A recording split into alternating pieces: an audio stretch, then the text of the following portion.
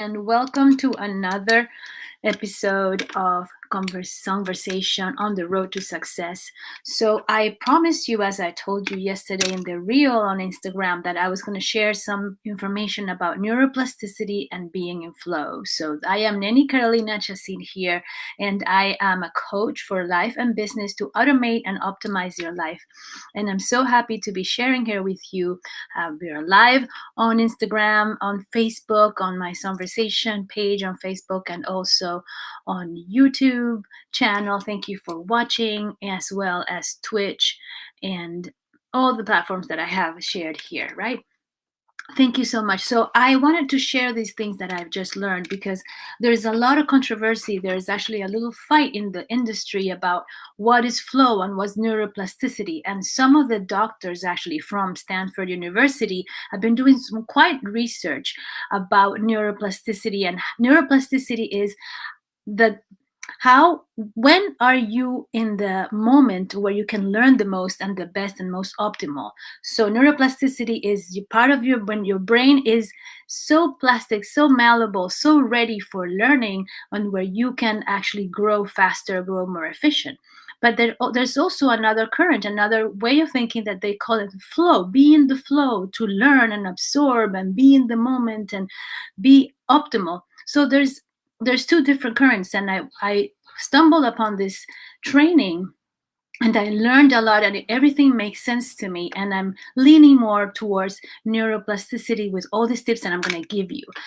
So I'm going to share a little bit. So flow, when people are talking about flow, and there's a beautiful book, a really great book that I'm about to finish, called Flow, right? That talks about how to be in that moment where you're really learning where you're really doing something that is difficult enough that you feel challenged to do, but you're actually such an expert at it that is so you're in the flow, you're really working and you love it and you like it. So it's something that some skill or some activity that you feel very proficient at, but you have a little level of challenge enough to actually get going and have the enthusiasm and the drive to do it. So this is what they call the flow, being in the flow. And please feel free. Thank you for watching. If you're watching this in the replay, thank you for watching. I'll be posting this on YouTube, on my YouTube channel. It's going to be on all Library, LBRY, Library Odyssey app, and also on IGTV. So just to recap, so flow is that moment where you are proficient enough at some activity that you feel comfortable doing, but at the same time, you have a little challenge in the problem and the task, and you feel completely in the zone, completely productive, creative, and all the ideas are flowing and you are just going. So flow is really that moment of being focused, super challenged, super engaged, at the same time,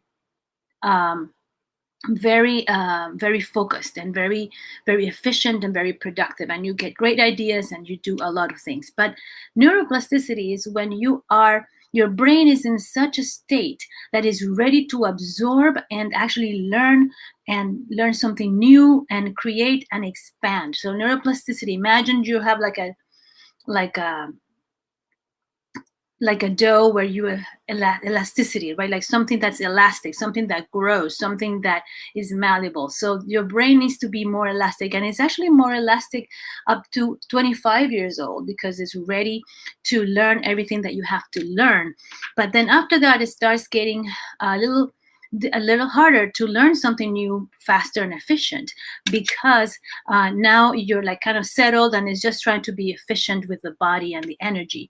But you can actually disrupt this state of the brain where it's actually ready to learn, just like when you were a kid. Like, how many times you've heard like, oh, the children learn languages so fast? Why? Because their brain is exactly in that elasticity, neuroplasticity, this elastic moment where the brain is absorbing everything and is settling and is just imprinting everything right away. So you can have that as an adult. And I'm going to give you some of the tips of how to do that as a grown-up.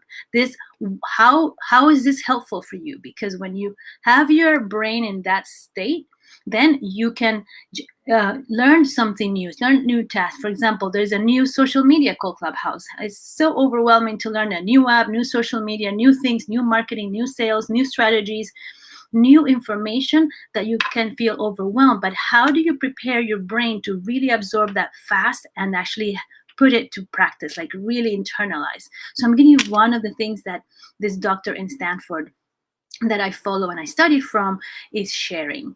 So the first thing that stimulates that neuroplasticity is a element of surprise. When you are young and we feel surprised, and then you read something and you're like, it's a stimulus that creates dopamine, and that dopamine, whatever activity you do during that stimulus, will cement in your brain in a memory. Okay, so if you can generate a surprise element when you're studying, that's like, it stimulates the dopamine and you will absorb that information better. So that's for it's like these are hacks for neuroplasticity to learn faster and more efficient. The next thing is motivation mixed with errors or trauma. So whenever you have in your life some trauma, and you have some pain, and you have some difficulties, you have a trauma, something did something to you, or something happened to you, maybe a car accident, maybe you fell, maybe you had a disease, maybe somebody died. So these are traumas, right? Or maybe you made a mistake on something and you suffered from it. So all these events in your life cause a stimulus in your brain that make you motivate to do something else, right? So when you have a trauma or a goal, it's actually very good because it causes motivation to do something different or to do something better. Why? Because the brain is like a computer. It's trying to learn from your errors, from your traumas, from your traumas and your errors and mistakes. So in the computer, if you do a programming of machine learning, for example, I'm a software engineer, so I can talk about that.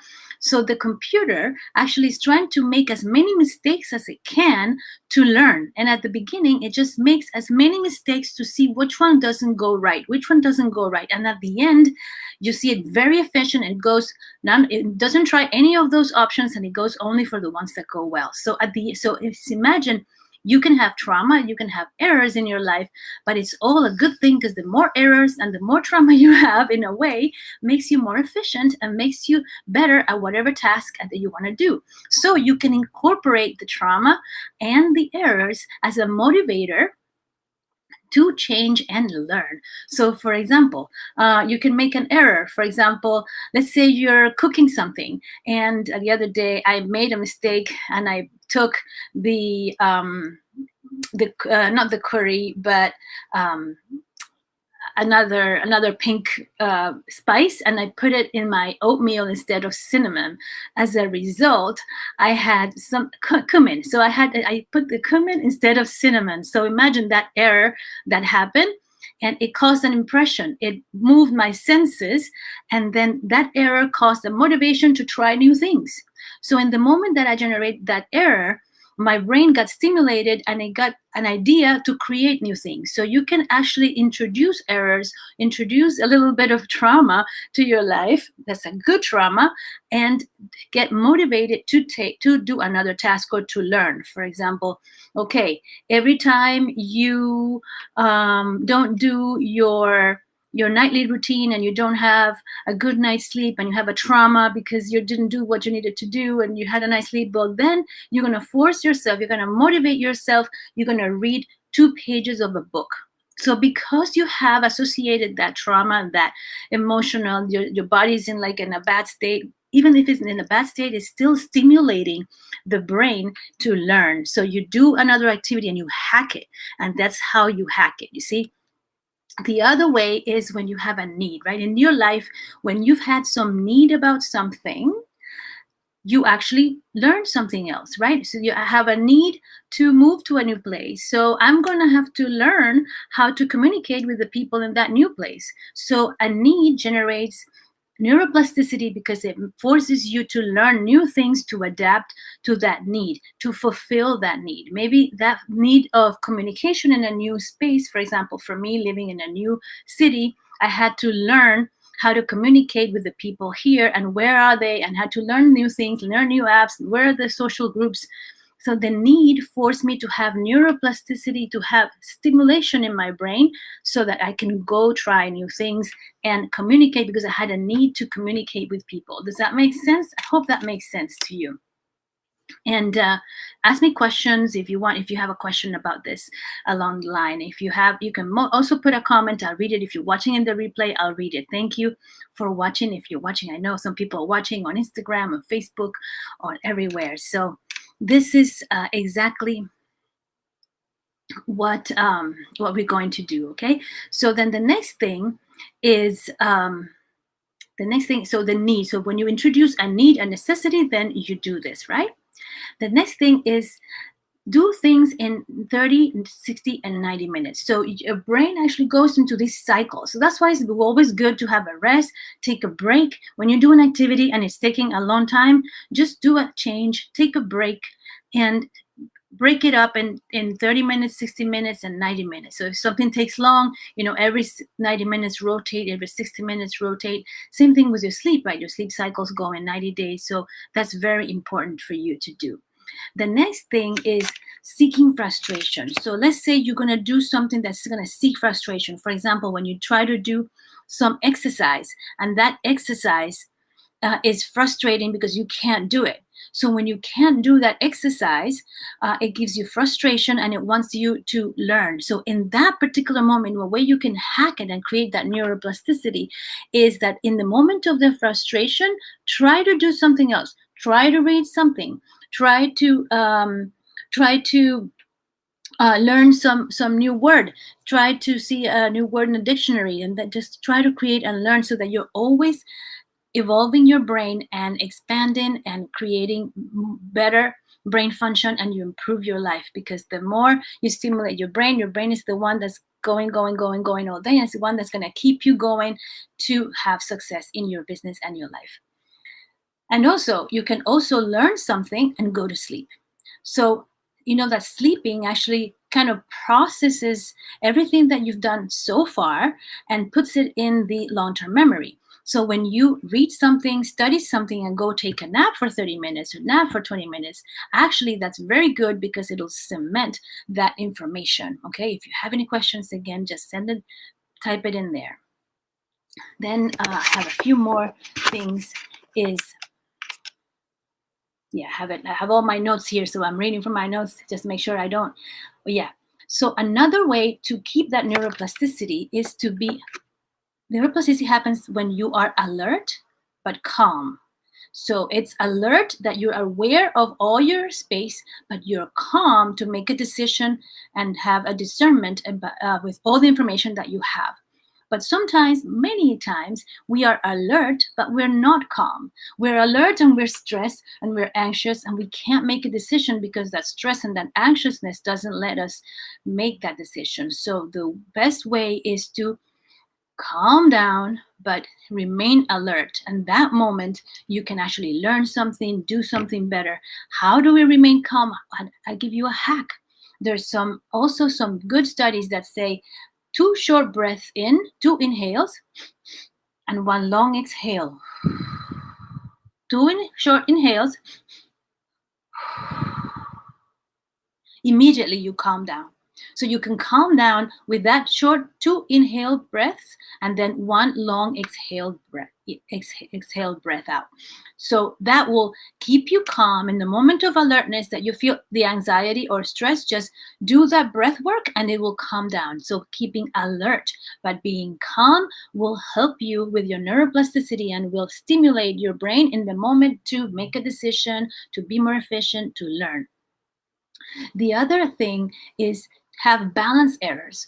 So let's say, this actually ties into yoga because yoga has a lot of balance exercises. And actually what's happening is that the brain stimulates, when you're a kid and you're trying to walk, you're trying to crawl and you're trying to run, but you don't really have the balance yet. Well, actually that's really, really good for your brain because it turns out that when your body is trying to find physical balance, the brain is stimulated to learn whatever it needs to learn to balance, because it doesn't want to fall. It wants to keep your body still, doesn't want to fall. It's protecting you. It just knows so well. So when you lose your balance, the brain is in a state that is like, okay, I need to learn what I need to learn to stay balanced. So you can hack it. So you can do like a yoga pose and then go learn. So your brain will have just gone through that dopamine secretion, because it's been stimulated by trying to get it in balance. And then you go read something that you need to read, listen to a podcast, and do some tasks, and it will be actually better. So that's another hack, right? Go out of balance. Like maybe try to stand on your one foot for a long time and see when you fall, and then you can do that. So introduce new movements. So maybe you can introduce a new movement. So for example, this happens when you're trying to learn a new sport. Maybe you're trying to learn how to play tennis. That I don't know how to play tennis. Maybe you're trying to learn how to swim. So all those learning a new movement will also put your mind in that state. And then as you have your mind in that state, it just learned that it's just stimulated, because it's always trying to get the balance. You can learn faster. And lastly, so that just completing into that, doing a movement that's close to falling. So let's say you lean forward, like just close to falling, and then just hold it and do it several times. Your body's going to secrete all this dopamine. It's going to be a little bit of adrenaline rush, and then you go back to reading, go back to doing what you need to do, and it's just fantastic. These are all little hacks that I wanted to share with you, talking about neuroplasticity and flow. So this is all together, so you can achieve flow, you can achieve neuroplasticity by doing all these different hacks. I'm just going to go real quick on. And so elements of surprise, the motivation that you have when you experience trauma and errors and mistakes in your life, the need, when you have a necessity for something, creates that neuroplasticity. When you split things into 60, 30, and 90 minutes, there's a cycle going on all the time. So make sure you sleep to absorb all that. And the other one is seeking frustration of something, and maybe you can't reach somebody. Maybe you know that you want to do something and it doesn't work. That causes neuroplasticity, and then that moment go learn. Be alert, but be calm, and using that breath work. Having balance errors, balance motor, the motor corrector things are going to happen, and it's going to introduce that neuroplasticity stimulated so you can learn. And have introducing new movements to learn new movements, and introduce like close to falling movements, like close to falling, or new movements, or new sport, or new thing that you want to do, like a yoga pose or something, or maybe just stand on your hands, or do something, or roll up, whatever you want to do. Gymnastics, something that you haven't done, that will also stimulate. So that's the summary of this today. It's like neuroplasticity versus flow. So you can achieve all this, and when you're going into that just after being stimulated, you hack it, and it's going to be just fantastic. Okay, so thank you for watching. This was just a quick video to teach you, and thank you. This is Conversation on the Road to Success, another episode. So here you are, and I hope that this helps you today, and I'll be sharing more of this weekly.